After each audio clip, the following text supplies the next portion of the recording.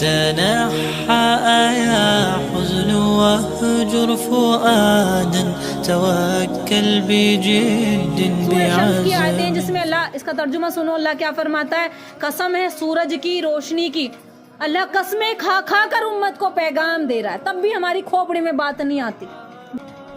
ایک ہی کام ہے، بس یہ اللہ کا دین سامنے امت تک پہنچ جائے. بڑے دلوں کی گہرائی کے ساتھ میں بات بتا رہی ہوں، شاید آپ کی سمجھ میں آ جائے. امت کا حال بڑا ہی بیکار ہے اس وقت. کوئی دین سننا نہیں چاہتا، دین پر چلنا نہیں چاہتا، بس چلتے پھرتے گر پڑھ کے پڑھ لی 5 نمازیں تو کوئی اللہ پر احسان نہیں کیا. جس نے پڑھ لیا لا الہ الا اللہ محمد رسول اللہ، اس پر تو نماز واجب ہو گئی. قرآن مجید کی آیتیں پڑھی ابھی یہ سورہ شمس کی، جس میں اللہ نے قسمیں کھا کھا کر قرآن کو بیان فرمایا. اے میرے بندو تم سمجھ جانا، مجھے بھلا مت دینا. اے میرے بندو تم قرآن پڑھو گے تو تم سمجھ لینا کہ کیا احکام تمہیں بتائے جا رہے ہیں. اللہ فرماتے ہیں قسم ہے سورج کی اور اس کی روشنی کی، قسم ہے سورج کی اور اس کی روشنی کی، اور آسمان کی اور اس کے بنانے والے کی قسم. اللہ نے خود ہی آسمان بنایا اور خود ہی اللہ تعالیٰ قسمیں کھا کر بیان فرما رہے ہیں کہ قسم ہے آسمان کی اور اس کے بنانے والے کی قسم. اور دن کی جب وہ روشن ہونے لگے اور رات کی جب وہ اسے چھپا لے، اور آسمان اور اس کے اور جان کی اور اس کی جس نے اس کو درست کیا اور پھر اس کی بدکاری اور پرہیزگاری اور اس کے قلب میں اتار دیا. ہم نے اس کو اچھائی کا بھی اس کے اندر الہام رکھا ہے، برائی کا بھی رکھا ہے. یقیناً وہی مراد کو پہنچے گا جس نے اس کو پاک جس کو اس نے پاکیزگی کو اختیار کیا. یقیناً وہی مراد کو پہنچا جس نے اس کو پاک کیا، اور وہی نامراد ہوا جس نے گناہوں میں پڑا رہا. یہ قرآن مجید کی آیت ہے.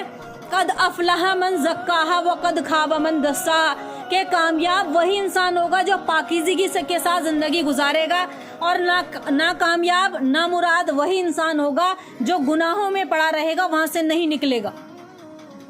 تو اب انبیاء نہیں آئیں گے، اب کوئی کتاب نہیں آئے گی. اللہ کے رسول آخری نبی ہیں، قرآن آخری کتاب ہے. اب پیغام جو اللہ تعالیٰ نے بھیج دیا، آخری کتاب قرآن مجید میں ہر ایک چیز بیان فرما دی کہ جو زمانہ چل رہا ہے، جو آئے گا اور جو آنے والا ہے، قیامت کا زمانہ، قیامت کے بعد والا، جنت دوزخ، سب تذکرہ فرما دیا. اب کوئی اسے پڑھے اور اس کو سمجھے اور اپنی زندگیوں کو بدل لے. تو پیارے رسول کی پیاری زندگی کے مطابق ہمیں اپنی زندگی کو بنانا ہے. ہمارا کھانا نبی کے طریقے پر، ہمارا چلنا پیارے رسول محمد مصطفیٰ صلی اللہ علیہ وآلہ وسلم کے طریقے پر، ہمارا جینا اللہ کے لیے، اس کے رسول کے لیے، ہمارا مرنا اللہ کے لیے، اس کے رسول کے لیے. کون سی کتابیں پڑھائی جائیں، امت کے سامنے کیا بتایا جائے. ارے اتنا تو سن کے بھی ذہن میں آ جاتا ہے کہ منزل کیا ہے ہماری. مومنوں کی منزل کیا ہے؟ دنیا نہیں آخرت ہے. دنیا میں انسان کتنے اچھے اچھے گھر بنانے کی کوشش کرتا ہے، میرا گھر اچھا ہو، میرا بنگلہ اچھا ہو، میری گاڑی اچھی ہو. کتنے جد و جہد کرنے میں مسلمان لگے ہوئے، سعودی، دبئی، قطر، تمام بحرین کے ملکوں میں جا رہے ہیں، روزی کمانے جا رہے ہیں، اپنے گھر کو سجانے میں، گھر کو بنانے میں، شادیاں کرنے کے لیے، گھر بنانے کے لیے. کچے گھر تھے اب پکے بن گئے. سب کچھ اچھا کرنا چاہ رہے ہیں، دنیا اچھی بنانا چاہ رہے ہیں، لیکن دین مٹاتے چلے جا رہے ہیں.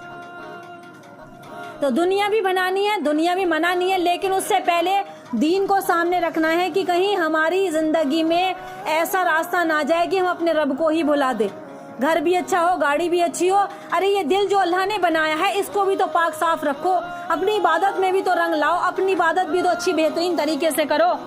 میرا جو موضوع میں نے بتایا تھا پیارے رسول کی وفات کے بارے میں ہے، تو تھوڑا سا پیارے رسول کا ذرا تذکرہ سن لو. میں اپنی موضوع سکن کا آغاز اس نامی پیارے پیغمبر محمد مصطفیٰ احمد مجتبیٰ سرور کونین شافی کوثر، شافی محسر، شاکی کوثر، تاجدار مدینہ، عبداللہ کے لخت جگر، آمنہ کے نور نظر اور آمنہ کے سید البشر، محبوب کبریا احمد مصطفیٰ، محمد مصطفیٰ بدر الدجا اور احمد مصطفیٰ بدر الدجا، شمس الضحیٰ محمد مصطفیٰ صلی اللہ علیہ وسلم، مطہر منور نامی اس گھرانے اس ہستی کا میں ذکر فرما رہی ہوں جس کے بارے میں خود رب ذوالجلال نے کیا فرمایا. کے بارے میں خود رب ذوالجلال نے کیا ارشاد فرمایا کہ میرے لاڈلے نبی، میرے پیارے پیغمبر، میرے محبوب زمین کے جس حصہ پر، میرے پیارے حبیب زمین کے جس حصے پر،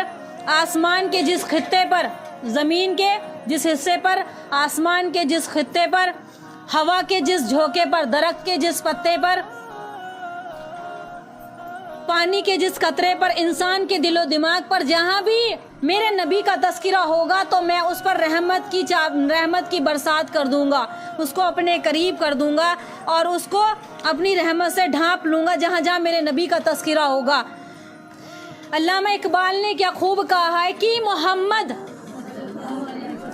मोहम्मद से वफा तूने तो हम तेरे हैं, ये जहाँ चीज़ है क्या लोह कलम तेरे हैं। आप मोहम्मद से यानी सल्लल्लाहु अलैहि वसल्लम से वफा कीजिए, सारी दुनिया को आपके कदमों में अल्लाह ताला लगा देगा। पूछा मुश्किल में रहता हूँ कहा आसान कर डालें, पूछा मुश्किल में रहता हूँ कहा आसान कर डालें, कि जिसकी चाह ज़्यादा हो वही कुर्बान कर डालें। उस दिन हमको महशर में खरीदेंगे मोहम्मद, उस दिन हमको महशर में खरीदेंगे मोहम्मद, जिस दिन हमारा कोई खरीदार न होगा। जा जिंदगी मदीने से झोंके हवा के ला, जा जिंदगी मदीने से झोंके हवा के ला, शायद के हुजूर हमसे खफाहें मना के लेकर आ, शायद के हुजूर हमसे खफाहें मना के लेकर आ। ये काफ़ी नहीं कि फ़कत सफाई जेब दे, कोई सजदा ऐसा हो कि गवाही ज़मीं दे, कि कोई सजदा मोमिन का ऐसा हो कि उसकी गवाही ज़मीं दे। बेमोल ही बिक जाऊं बाज़ार मदीना में, उस शान के सौदे में खसारा नहीं होता। मैं तो फ़कत खाक हूँ नामे मोहम्मद से निस्बत मेरी, मैं तो फ़कत खाक हूँ नामे मोहम्मद से निस्बत मेरी, यही एक रिश्ता है जो मेरी औकात बढ़ा देता है। हमारी कोई हैसियत औकात नहीं है, यही रिश्ता है, यही निस्बत है सल्लल्लाहु अलैहि वसल्लम की, प्यारे पैगंबर की, जो हमारी हैसियत हमारी औकात को बढ़ा देता है।